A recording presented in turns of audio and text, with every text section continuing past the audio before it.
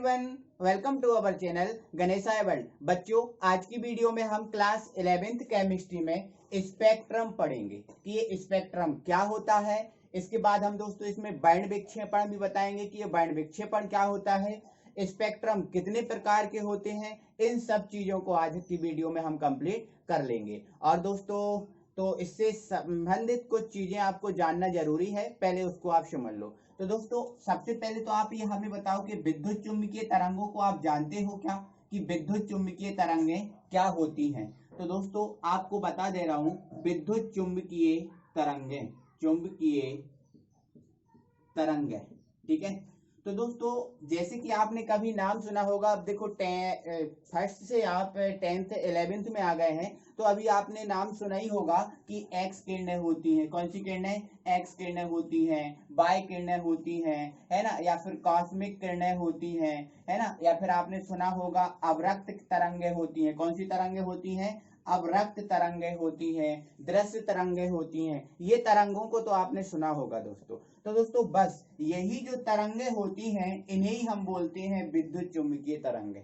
क्या बोलते हैं? विद्युत चुम्बकीय तरंगें। या फिर दोस्तों हम इसको ऐसा भी बोल सकते हैं कि प्रकाश तरंगें। कौन सी तरंगें? प्रकाश तरंगें, ठीक है। तो ध्यान रखना है ना कि जो विद्युत चुम्बकीय तरंगें होती हैं, एक्स तरंगें, वाई तरंगें, कॉस्मिक तरंगें, अवरक्त तरंगें, ये जो या फिर प्रकाश तरंगें ये होती है ना, यही सब होता है क्या? विद्युत चुम्बकीय तरंगें। तो ये चीज आपको क्लियर हो गई होगी। और दोस्तों एक बात और है कि ये जो तरंगे हैं, इन सभी तरंगों को मैं एक वीडियो लेके आऊंगा, उसमें सारी तरंगों को आपको क्लियर कर दूंगा, बताऊंगा सभी के बारे में, है ना, कि इसका कहाँ उपयोग होता है, किसका कहाँ, तो उस सबको भी मैं क्लियर करूंगा। तो दोस्तों आज मुझे स्पेक्ट्रम पढ़ाना है, इसमें इनकी जरूरत है, इसलिए मैंने आपको बताया, ठीक है। तो विद्युत चुम्बकीय तरंगे आप समझ गए होंगे, एक्स तरंगे, वाई तरंगे, ये प्रकाश तरंगे, ये सब क्या होती है? विद्युत चुम्बकीय तरंगे। इसके बाद दोस्तों एक चीज और आपको जानना है कि दोस्तों जो विकिरण होता है, क्या विकिरण होता है, अब आपको एक आएगा विकिरण। तो दोस्तों जो विकिरण होता है वो प्रकाश होता है। क्या होता है? प्रकाश, है ना। तो जो प्रकाश होगा, कभी मैं उसको विकिरण भी बोलूंगा, कभी आप प्रकाश भी बोलूंगा, तो आप ये मत सोचिएगा कि कभी आप विकिरण बोल रहे हो, कभी आप प्रकाश बोल रहे हो, ठीक है। तो अब दोस्तों हम आ जाते हैं स्पेक्ट्रम पे। किस पर? स्पेक्ट्रम पे। तो दोस्तों आपने प्रिज्म तो देखा ही होगा। प्रिज्म क्या होता है? जो प्रिज्म होता है वो किस प्रकार से होता है? एक ट्रायंगल के आकार का होता है। जैसे वो त्रिभुज होता है ना कोई इस टाइप का, इस त्रिभुज के आकार का होता है ट्रायंगल, ये इस टाइप का, ठीक है। तो इसी जो ट्रायंगल है वो जो प्रिज्म होता है दोस्तों, वो प्रिज्म है ना, वो ट्रायंगल के आकार में भी होता है। प्रिज्म जो है वो ट्रायंगल के आकार में भी होता है। मतलब जैसा कि आपको ये त्रिभुजाकार पार्ट यहाँ दिख रहा है, प्रिज्म में वो त्रिभुजाकार पार्ट तीन जगह दिखता है। एक सामने, एक आपको इस तरफ दिखेगा और एक आपको इस तरफ दिख जाएगा, ठीक है। अब सामने तो दिख ही रहा है, एक आपको इस तरफ दिख जाएगा और एक आपको इस तरफ दिख जाएगा। तो आपने स्कूल में जनरली इसको देखा ही होगा। तो दोस्तों मैंने उसी प्रकार का ये प्रिज्म लिया है। क्या लिया है? प्रिज्म। अब मैं दोस्तों क्या कर रहा हूं, इस प्रिज्म पर, ठीक है, ये प्रिज्म हो गया, ठीक है। अब दोस्तों मैं क्या कर रहा हूं, इस प्रिज्म पर मैं श्वेत प्रकाश की किरण को गिरा रहा हूं। किसको? श्वेत प्रकाश की किरण। अब श्वेत प्रकाश की किरण ये क्या होती है? तो दोस्तों जो सूर्य का प्रकाश होता है वही श्वेत प्रकाश की किरण होती है, ठीक है। तो मैंने क्या किया, इसमें श्वेत प्रकाश को गिराया, ठीक है। तो श्वेत प्रकाश को जैसे ही गिराया, तो दोस्तों आपको पता है प्रिज्म का काम क्या होता है? प्रिज्म का काम क्या होता है कि प्रकाश को विभक्त करना। प्रकाश को क्या करना? परावर्तित करना, ऐसा समझ लो। क्या करना उसको, सॉरी, अपवर्तित करना। प्रकाश को क्या करना दोस्तों? अपवर्तित करना, है ना। और कुछ प्रकाश को परावर्तित भी कर सकता है ना। तो परावर्तन का मतलब वापस लौट जाना, और अपवर्तन का मतलब उसका मार्ग बदल जाना, और मतलब सीधे चले जाना, ऐसा होता है, ठीक है। तो जब इसको मैंने इस पे गिराया, तो ये प्रिज्म पे जैसे ही गिरेगा, तो इस प्रिज्म से क्या होगा, इस श्वेत प्रकाश की किरण का विभक्तीकरण हो जाएगा। मतलब ये जो श्वेत प्रकाश की किरण है वो अपने अपने रंगों में विभक्त हो जाएगी, है ना। और आपको ध्यान रखना है दोस्तों, श्वेत प्रकाश की किरण में 7 रंग होते हैं। कितने रंग होते हैं? 7 रंग होते हैं। वो कौन कौन से रंग होते हैं उसको बता रहा हूं, ठीक है। तो देखो यहां से ये प्रकाश को गिराया तो ये 7 रंगों में विभक्त हो गया, ठीक है। तो पहला एक ये है, दूसरा ये है, तीसरा ये है, चौथा ये है, ये पांचवा हुआ, ये हमारा छठवां हुआ और ये हमारा सातवां हुआ। तो ये इस प्रकार से ये 7 रंगों में विभक्त हो गई है ना। अब इन 7 रंगों को, अब देखो मैंने क्या बोला, जब श्वेत प्रकाश को मैंने प्रिज्म पर गिराया है ना, तो उस प्रिज्म से उस श्वेत प्रकाश की किरण का रंगों में विभक्त होना, श्वेत प्रकाश का अपने प्रिज्म द्वारा रंगों में विभक्त होना कहलाता है वर्ण विक्षेपण। क्या कहलाता है? वर्ण विक्षेपण। एक बार फिर से बोल रहा हूं, जब किसी श्वेत प्रकाश की किरण को प्रिज्म पर गिराया जाता है तो उस प्रिज्म द्वारा श्वेत प्रकाश की किरण का अपने अपने रंगों में विभक्तीकरण हो जाता है, जिसे हम क्या बोलते हैं? वर्ण विक्षेपण। क्या बोलते हैं? वर्ण विक्षेपण। एवं दोस्तों इन रंगों को देखो, ये तो हमारा यहां तक वर्ण विक्षेपण हो गया। अब क्या करना है, यदि जो रंग हैं, ये रंग हैं, यदि इन रंगों को हम फोटोग्राफिक प्लेट, अब देखो भाई, जो आपको फोटो प्राप्त होती है ना, क्या होती है? फोटो प्राप्त होती है। तो अलग अलग कलर आपको जो फोटो प्राप्त होती है, जिस शीट पर होती है, आप उसको ये बोल सकते हैं कि ये फोटोग्राफिक प्लेट है। क्या है ये? फोटोग्राफिक प्लेट है ना। तो दोस्तों ये उसी प्रकार की एक फोटोग्राफिक प्लेट ली है। तो क्या बोला हूं मैं? इन रंगों को फोटोग्राफिक प्लेट पर, इन रंगों को फोटोग्राफिक प्लेट पर प्राप्त करना स्पेक्ट्रम कहलाता है। क्या कहलाता है? स्पेक्ट्रम। तो दोस्तों यहां से जो रंग है इसके, वो देखो, यहां से इसका जो रंग का वो फॉर्मूला है, वो फॉर्मूला क्या होता है? विबग्योर। क्या होता है? विबग्योर। ये इस टाइप से, ठीक है, विबग्योर। अब इनको याद करने का तरीका क्या है उसको देखो। देखो विबग्योर है ना। अब विब मतलब क्या होता है दोस्तों? वायलेट। क्या होता है? वायलेट। अब वायलेट, ठीक है। चलो, अब ये कौन सा हमारा होता है? इंडिगो, है ना। क्या होता है? इंडिगो। अब ये बी फॉर क्या होता है? ब्लू होता है, ठीक है। क्या होता है? ब्लू, ठीक है। चलो, अब जी फॉर क्या होता है? ग्रीन होता है। क्या होता है? ग्रीन। वाई फॉर क्या होता है? येलो होता है। क्या होता है? येलो। और ओ फॉर क्या होता है? ऑरेंज। क्या होता है? ऑरेंज। और आर फॉर क्या होता है? रेड होता है। आर फॉर क्या होता है? रेड होता है। तो आपको दोस्तों ये क्लियर हो गए होंगे, है ना। तो मैंने क्या बोला, जब श्वेत प्रकाश की किरण को प्रिज्म में से गुजारा जाता है तो यह श्वेत प्रकाश की किरण अपने रंगों में विभक्त हो जाती है, तो इसे वर्ण विक्षेपण कहते हैं। एवं इन रंगों को किसी फोटोग्राफिक प्लेट पर प्राप्त करना क्या कहलाता है? स्पेक्ट्रम। क्या बोला मैंने? स्पेक्ट्रम। तो दोस्तों आई होप कि ये स्पेक्ट्रम आपको दिख रहा है, ये पूरा सब आपको आसानी से क्लियर हो गया होगा, ठीक है। ये इसके रंग हैं, आपको ये याद रखना है कि इन रंगों को हम कैसे याद रखेंगे? विबग्योर, मतलब नीचे से लेकर, है ना। वी फॉर वायलेट, है ना। आई फॉर इंडिको, है ना। वी फॉर ब्लू, है ना। G for green, Y for yellow, O for orange और आर फॉर रेड। ये प्रिज्म से या श्वेत प्रकाश की किरण में ये 7 रंग होते हैं, इनको याद रखना, ठीक है। तो इसकी परिभाषा दोस्तों यहाँ पर राइट हो रही है, आप उसको स्क्रीनशॉट लेकर लिख लेना।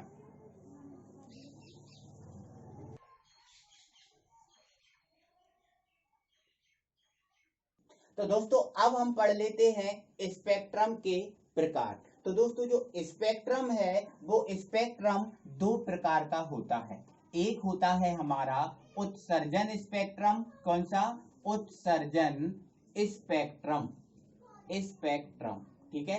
और दूसरा होता है दोस्तों हमारा अवशोषण स्पेक्ट्रम, अवशोषण स्पेक्ट्रम, ठीक है। तो दोस्तों आपने यदि स्पेक्ट्रम को पढ़ लिया है तो उत्सर्जन और अवशोषण को पढ़ने में आपको कोई दिक्कत नहीं होगी, ठीक है। तो देखो मैं कैसे क्लियर करता हूं चुटकियों में, ठीक है। तो पहला हमारा उत्सर्जन स्पेक्ट्रम, पहले हम बात कर रहे हैं उत्सर्जन स्पेक्ट्रम। तो देखो क्या होता है ना।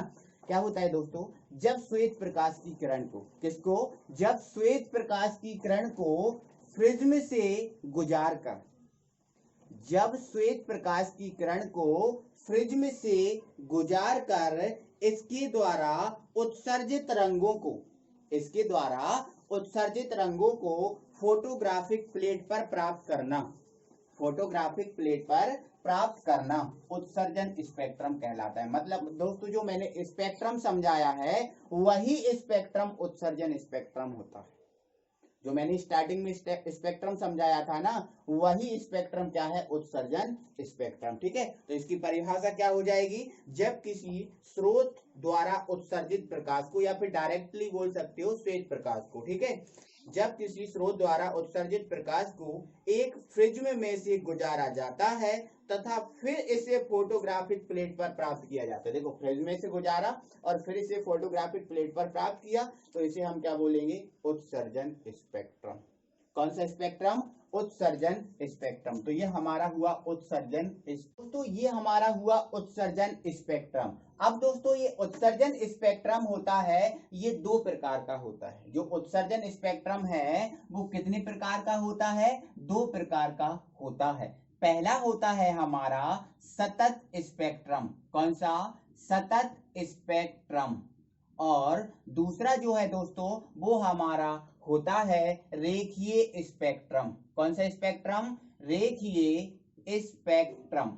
ये दो प्रकार का होता है उत्सर्जन स्पेक्ट्रम। ठीक है, तो अब इन दोनों को हम प्राप्त करेंगे, हम दोनों को प्राप्त करेंगे। एक बात दोस्तों मैं आपको बता दे रहा हूं, जो आपने उत्सर्जन स्पेक्ट्रम लिखा है उस उत्सर्जन स्पेक्ट्रम में आप ये वाला डायग्राम बना सकते हो। ठीक है, अब मैं दोस्तों आपको सतत स्पेक्ट्रम के बारे में बता रहा हूं। किसके बारे में, सतत स्पेक्ट्रम के। तो दोस्तों क्या होता है, जब सूर्य के प्रकाश को, किसको, जब सूर्य के प्रकाश को स्लिट में से गुजार कर, किसमें से, स्लिट में से गुजार कर। अब ये स्लिट क्या होती है, आपको ये डाउट होगा, तो दोस्तों आपको बता रहा हूं। दोस्तों जो स्लिट होती है एक पतली नली टाइप की होती है ना, जैसे मैं आपको इस मार्कर में दिखा रहा हूं, ये आपको दिख रही है पतली नली टाइप की है। तो ये इस टाइप की एक नली होती है, लेकिन यहाँ से ये वाले जो मार्कर है यहाँ से बंद है ना, तो ये मत समझना कि एक साइड से बंद होगी, वो दोनों साइड से ओपन होगा, है ना। तो इस प्रकार से पतली एक नली होती है जिसको हम यहाँ पर क्या बोलते हैं, स्लिट बोलते हैं ना। तो दोस्तों क्या होता है, इसमें हम सबसे पहले क्या करते हैं, जो सूर्य का प्रकाश होता है,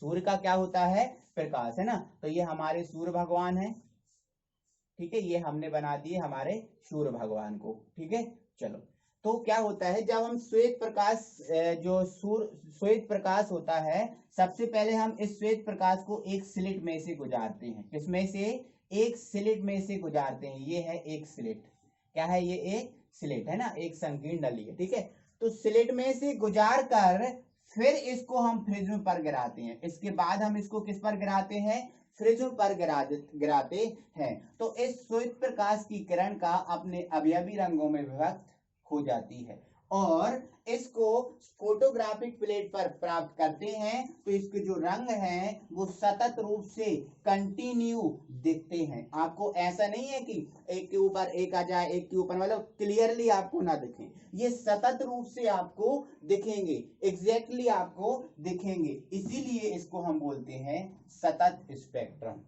क्या, सतत स्पेक्ट्रम। तो क्या बोला मैंने, जब सूर्य के प्रकाश को स्लिट में से गुजारने के बाद, जब सूर्य के प्रकाश को स्लिट में से गुजारने के बाद प्रिज्म पर गिराया जाता है, तब प्रिज्म द्वारा इस श्वेत प्रकाश की किरण का अपने अवयवी रंगों में विभक्त होना और उसे फोटोग्राफिक प्लेट पर प्राप्त करना उत्सर्जन स्पेक्ट्रम, सतत स्पेक्ट्रम कहलाता है। इसमें अवयवी रंग सतत रूप से दिखाई देते हैं, कंटिन्यू आपको दिखाई देते हैं, इसलिए हम इसे क्या बोलते हैं, सतत स्पेक्ट्रम। तो बस उत्सर्जन और सतत में थोड़ा सा डिफरेंस है ना। और सतत में आपको क्या करना पड़ेगा, जो सूर्य है उस सूर्य के प्रकाश को पहले स्लिट में से गुजारना पड़ेगा, फिर प्रिज्म पर गिराना पड़ेगा, तब ये बनेगा हमारा सतत स्पेक्ट्रम।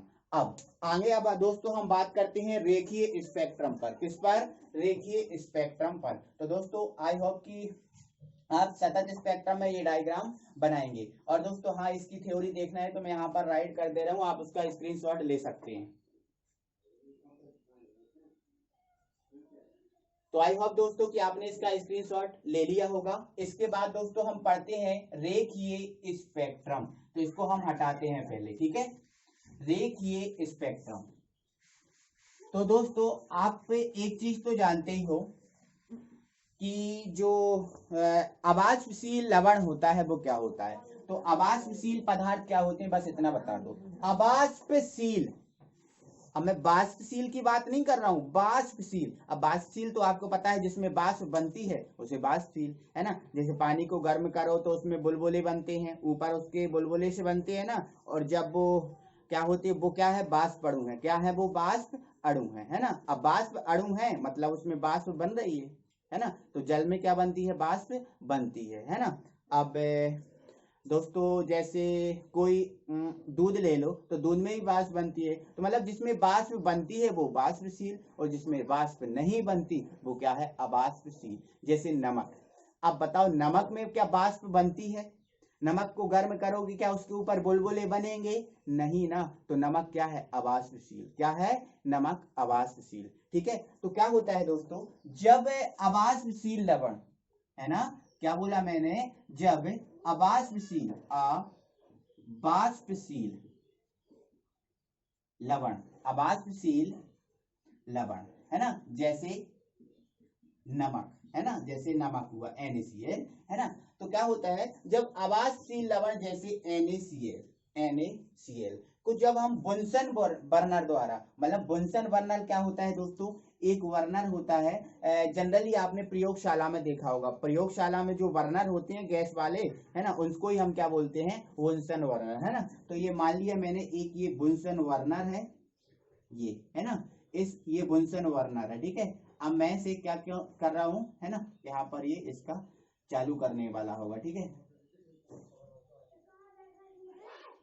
ये जल रहा है ना। तो क्या होता है, जब अवाष्पशील लवण जैसे NaCl, क्या जैसे NaCl को जब हम बुनसन बर्नर द्वारा, किसके द्वारा, बुनसन बर्नर द्वारा, मतलब एक चिमनी होती है यार, कोई ज्यादा सोचने वाली बात नहीं। ठीक है, बुनसन बर्नर द्वारा गर्म करते हैं, जैसे ही हम इसको गर्म करेंगे, इसकी जो लौ निकल रही है उसमें गर्म करेंगे, तो क्या होगा दोस्तों, इसमें से जो NaCl है उसमें से एक रंगीन प्रकाश निकलेगा, उसमें से क्या होगा, एक रंगीन प्रकाश निकलेगा।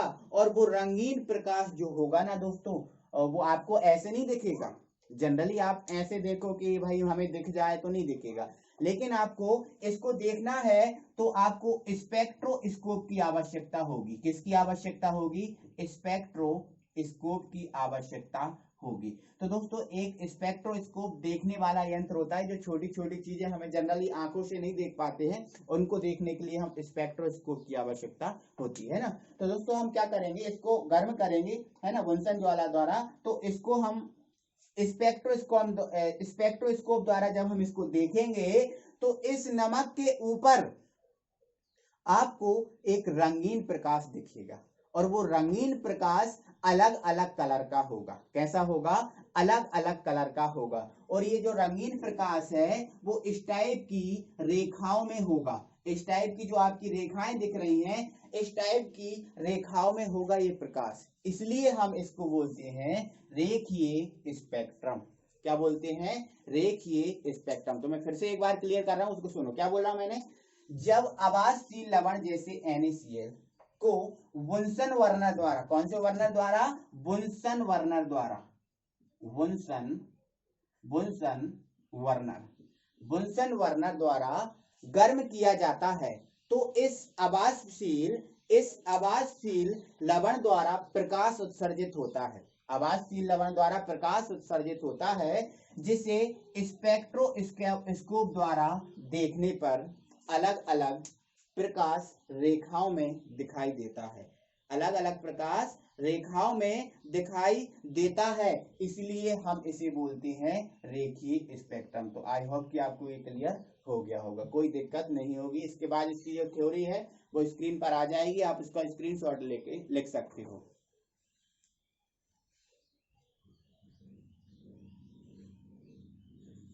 दोस्तों आई होप कि आपकी ये चीजें क्लियर हो गई होंगी, है ना। उत्सर्जन स्पेक्ट्रम जो 2 प्रकार का होता है वो क्लियर हो गया होगा, है ना। इसके बाद दोस्तों मैं आपको बताता हूं अवशोषण स्पेक्ट्रम। दोस्तों अब हम पढ़ते हैं अवशोषण स्पेक्ट्रम। दोस्तों मुझे एक डाउट है, मुझे ये डाउट है कि आपको कहीं ये डाउट तो नहीं है कि उत्सर्जन और अवशोषण होता क्या है। अगर ये डाउट है तो मैं आपको बता रहा हूं दोस्तों, उत्सर्जन का मतलब दे देना, फैला देना, आपको दिखाई देना, जो आपको दिखाई देगा, आपको जो बाहर मतलब कोई पदार्थ यदि कुछ बाहर अपनी जो ऊर्जा है उसको बाहर निकाल देता है तो उसको बोलते हैं उत्सर्जन। जैसे हमने देखा उत्सर्जन में हमने दो प्रकार, उत्सर्जन में हमने पढ़ा है, उत्सर्जन पढ़ा है, उत्सर्जन स्पेक्ट्रम, सतत स्पेक्ट्रम पढ़ा है, रेखीय स्पेक्ट्रम पढ़ा है। तो दोस्तों यहाँ पर आप हमें ये बताइए, श्वेत प्रकाश की किरण आ रही थी, है ना, एक श्वेत प्रकाश की किरण आ रही थी, तो उस प्रकाश उस किरण द्वारा 7 रंगों में विभक्तिकरण हुआ, 7 रंगों में विभक्तिकरण हुआ। तो मतलब दोस्तों ये क्या हुआ, इसने पदार्थ, ये कोई मान लेते हैं एक पदार्थ है, एक सेकंड के लिए, ठीक है, तो इस पदार्थ द्वारा किरणों को फैलाया गया, किरणों को दिखाया गया, बोलो हाँ या ना, तो दिखाया गया, तो मतलब ये क्या है, उत्सर्जन हो रहा है, मतलब ये फैला रहा है, पदार्थ में से कुछ अन्य पदार्थ निकल रहा है, फैला रहा है, तो इसका मतलब क्या है, ये उत्सर्जन हो रहा है। क्या हो रहा है, उत्सर्जन। अब है ये अवशोषण। अवशोषण का मतलब दोस्तों खा जाना। अवशोषण का मतलब क्या होता है, खा जाना। जैसे आपने देखा होगा जनरली दोस्तों, स्कूल में टीचर पढ़ाने आते हैं तो हम क्या करते हैं, लगभग फॉर्म दे देते हैं, एक फॉर्म का टुकड़ा दे देते हैं, और उस फॉर्म के टुकड़ा को तो आपने देखा, आप जनरली जानते हो फॉर्म क्या होता है। तो दोस्तों क्या होता है, जब हम इस फॉर्म को जल में डुबा देते हैं, जब हम इस फॉर्म को जल में डुबा देते हैं, तो ये जो फॉर्म है जल को अपने अंदर खींच लेता है, जल को अपने अंदर खींच लेता है। मतलब यहाँ पर क्या किया, इसने अवशोषण किया। क्या किया, अवशोषण। तो जब कोई पदार्थ किसी अन्य पदार्थ को अपने अंदर खींच लेता है, या फिर हम खास डायरेक्टली बोल सकते हैं खा जाता है, तो उसे हम क्या बोलते हैं, अवशोषण। तो देखो अवशोषण में कैसे खाएगा श्वेत प्रकाश की किरण को पदार्थ, उसको देखेंगे, है ना। तो इसमें दोस्तों एक बार पहले मैं इसकी परिभाषा बताता हूं। इसमें हम क्या करते हैं, जो श्वेत प्रकाश की किरण है, पहले हम श्वेत प्रकाश की किरण को स्लिट से गुजार कर किसी विलयन में से गुजारते हैं। क्या बोला मैंने, श्वेत प्रकाश की जो किरण होती है सबसे पहले उसको स्लिट में से गुजार कर किसी विलयन में से गुजारेंगे, ठीक है, और विलयन में से गुजार कर फिर इसको प्रिज्म पर डालेंगे, और प्रिज्म में से डालने के बाद इसको एक फोटोग्राफिक प्लेट पर प्राप्त करेंगे। क्या इसका रंग दिख रहा है या नहीं दिख रहा, तो वो पहले आप इस यहाँ पर क्लियर करो, है ना। तो मान लिया दोस्तों ये हमारे सूर्य भगवान है, ठीक है, ये हमारे सूर्य भगवान है,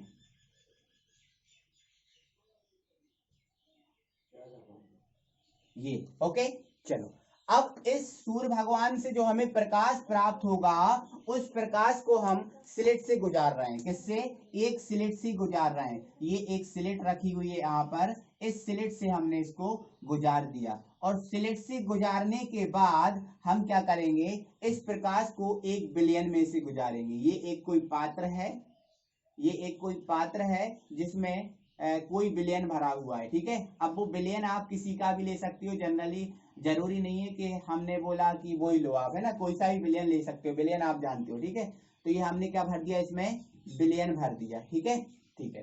तो हमने क्या किया, जो सूर्य भगवान है उससे श्वेत प्रकाश लिए और इसको स्लेट में से गुजारा, फिर इसको हमने किस में से गुजारा, विलयन में से गुजारा। अब विलयन में से गुजारा और फिर जो प्रकाश विलयन से हमें प्राप्त होगा, उस प्रकाश को हम किससे, प्रिज्म में से गुजारेंगे। ये हमारा एक प्रिज्म है, इस प्रिज्म में से हम इसको गुजारेंगे। तो जैसे ही हम प्रिज्म में से गुजारेंगे, तो प्रिज्म का काम क्या है, उसको रंगों में विभक्त करना। उसको किस में विभक्त करना, रंगों में विभक्त करना। तो ये जो प्रिज्म है इस प्रकाश की किरण को रंगों में विभक्त कर देगा। इस प्रकाश, जो प्रकाश की किरण है उस प्रकाश की किरण को किसमें, रंगों में विभक्त कर देगा। और यहां से जब ये रंगों में विभक्त कर देगा, तो उस रंग को, उस किरण को हम फोटोग्राफिक प्लेट पर प्राप्त करेंगे। किस पर, फोटोग्राफिक प्लेट पर प्राप्त करेंगे। तो हम फोटोग्राफिक प्लेट पर प्राप्त करेंगे इसको, तो आपको ये जो रंग है, ये जो प्रकाशिक किरण है, वो आपको काली काली दिखेंगी। केवल कैसी दिखेंगी, काली काली दिखेंगी। अरे भाई, श्वेत प्रकाश की किरण में तो 7 रंग होते हैं, लेकिन ये काली काली क्यों दिख रही है, क्यों दिख रही है, इसका कारण ये है कि हमने इसको पदार्थ में से गुजारा, विलयन में से गुजारा, तो इस प्रकाश की किरण का इस विलयन द्वारा अवशोषण हो गया। इस प्रकाश की किरण का इस विलयन द्वारा क्या हो गया, अवशोषण हो गया, मतलब ये विलयन इस प्रकाश की किरण को खा गया और जो थोड़ा बहुत बचा वो निकल गया, तो इसलिए हमें ये काली दिख रही है। आपको समझ में आ गया, इस कोई दिक्कत नहीं होगी, ठीक है। तो मैं क्या बोल रहा हूं उसको समझो। क्या मैंने क्या किया, इसको जो सूर्य का प्रकाश है इसको मैंने विलयन में से गुजारा, फिर मैंने फ्रिज में से गुजारा और अंत में देखा कि ये जो प्रकाश है फोटोग्राफिक प्लेट पर देखा कि वो काला काला दिख रहा है ना, ये काले रंग की दिख रही है, जो आपको प्रकाश किरणें दिख रही हैं वो काले रंग की दिख रही हैं। तो इसका मतलब ये हुआ भाई श्वेत प्रकाश की किरण में तो 7 रंग होते हैं, बट ये काला केला क्यों आया और कहाँ गए रंग? इसका मतलब सीधा साधा है कि इसके द्वारा इसका क्या हो गया, अवशोषण हो गया, इसके कारण ये दिख रहा है काला काला, इसीलिए हम इसको बोलते हैं अवशोषण स्पेक्ट्रम। अब इसको मैं जो डायग्राम है उसको पूरा क्लियर करता हूं, है ना। ये हमारा सूर्य भगवान है, ये हमारी श्वेत प्रकाश किरण है ना, श्वेत प्रकाश, ठीक है। ये विलयन है, कोई पात्र है, ये हमारा प्रिज्म है, ठीक है। ये हमारा प्रिज्म है, यहाँ से आप ये डायरेक्शन दे देना नहीं तो पता चले कि वापस भेजा दो इसको, ठीक है।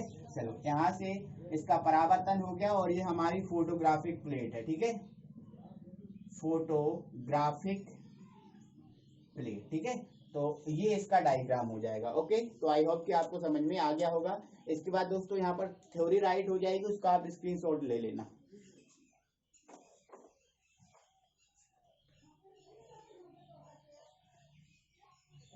तो दोस्तों आई होप कि आपको ये सारी चीजें बहुत अच्छे से क्लियर हो गई होंगी। स्पेक्ट्रम नाम का जो टॉपिक है वो आपके दिमाग में अच्छे तरीके से फिट हो गया होगा, मुझे ऐसी आशा है। तो दोस्तों आपको वीडियो को लाइक करना है और यदि आप नए व्यूअर हैं, अभी तक आपने चैनल को सब्सक्राइब नहीं किया है तो प्लीज चैनल को सब्सक्राइब करें और बेल आइकन को प्रेस करें और अपने दोस्तों लोगों को भी शेयर करें ताकि उनका भी फायदा हो। Thank you very much.